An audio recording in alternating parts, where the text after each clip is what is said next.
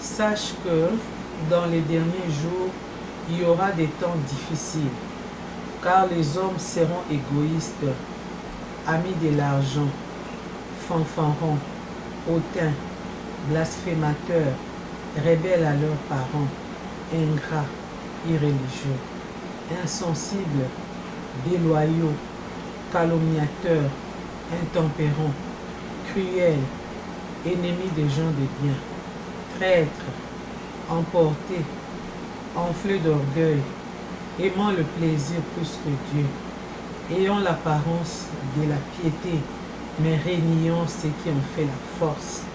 Éloigne-toi de ces hommes-là. C'est la parole de Dieu que nous venons de lire dans 2 Timothée 3, versets 1 à 5. Et nous voyons dans cette partie des Écritures, et Paul est en train de parler à son fils dans la foi Timothée. Il lui dresse le tableau de l'homme du temps de la fin. Et il présente cet homme comme étant un homme égoïste, un homme emporté, un homme hautain, un homme orgueilleux, tous ces qualificatifs, rebelle à ses parents, ennemi des gens de bien. Et la Bible précise au verset 5, ayant l'apparence de la piété, mais régnant ceux qui ont fait la force. C'est qu'est-ce qui fait la force de la piété? C'est la sainteté, c'est la sanctification. Mais l'homme du temps de la fin va régner toutes ces choses-là et pour avoir une piété d'apparence seulement. Et Paul dit à la fin à son fils Timothée, éloigne-toi de ces hommes-là. Mais nous voyons après ces tableaux vraiment malheureux de l'homme de la fin, comment l'homme du temps de la fin va être. Nous lisons encore dans la Bible, dans Actes des Apôtres, les chapitres 2, Acte 2, verset 17. La Bible dit, dans les derniers jours, dit Dieu, je répandrai mon esprit sur toute chair. Vos fils et vos filles prophétiseront, vos jeunes gens auront des visions, et vos vieillards auront des songes. Oui, sur mes serviteurs et sur mes servantes. Dans ces jours-là, je répandrai de mon esprit, et ils prophétiseront. Amen. Bien-aimés, nous vivons réellement les temps de la fin. Et tous les signes dont le Seigneur avait parlé dans la Bible à propos de son retour, les combats, les guerres, les bruits des guerres, les tremblements de terre, les famines, nous voyons ces choses en train de s'accomplir aujourd'hui.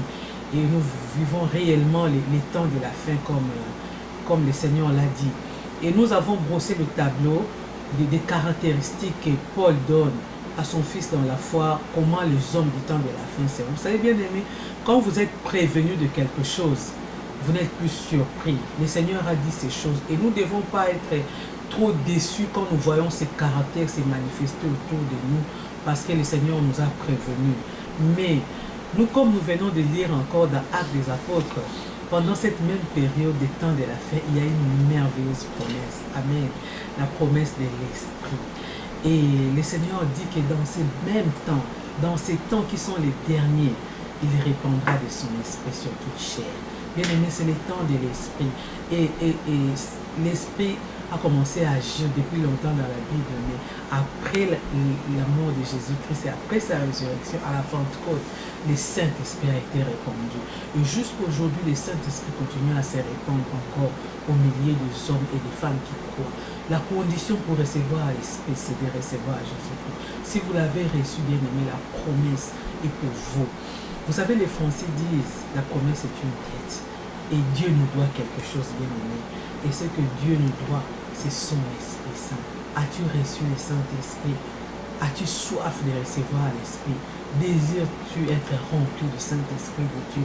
Mais vous savez le but pour lequel nous recevons l'Esprit de Dieu, comme la Bible dit dans Actes des Apôtres, le chapitre 1 et le verset 8, vous recevrez une puissance, le Saint-Esprit survenant sur vous, et vous serez mes témoins. Bien-aimés, quand nous recevons l'Esprit, c'est pour aller témoigner Jésus-Christ. Quand nous voyons comment les choses ont cheminé dans ces deux textes que nous avons lus aujourd'hui, nous voyons que les temps sont mauvais.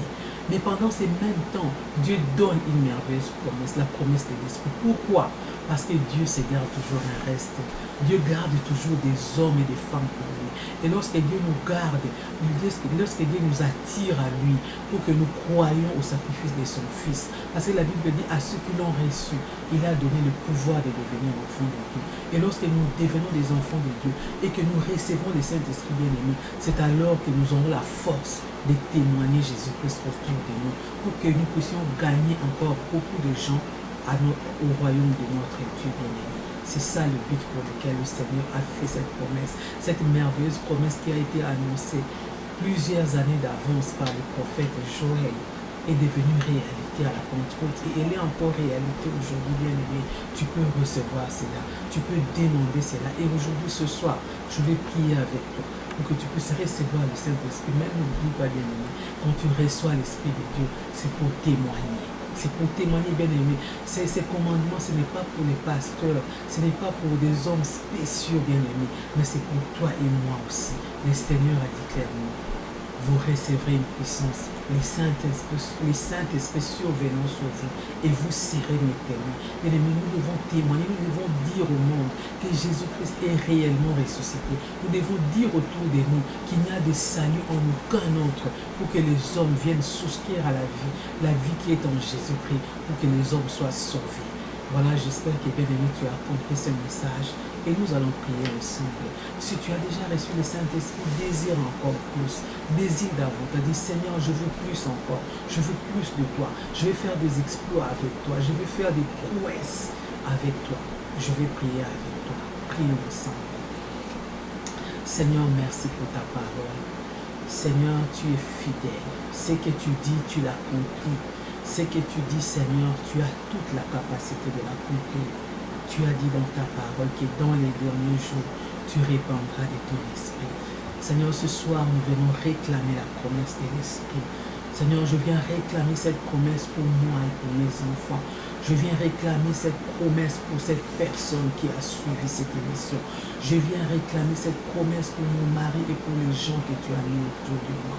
Seigneur, remplis-nous encore de toi. Nous désirons encore plus de toi. Remplis-nous de ta puissance afin que nous puissions être des témoins de Jésus-Christ dans ce monde et dans ces temps qui sont les derniers et dans cette génération. Seigneur, merci parce que quand nous demandons, comme tu l'as dit, tu donneras à ceux qui demandent.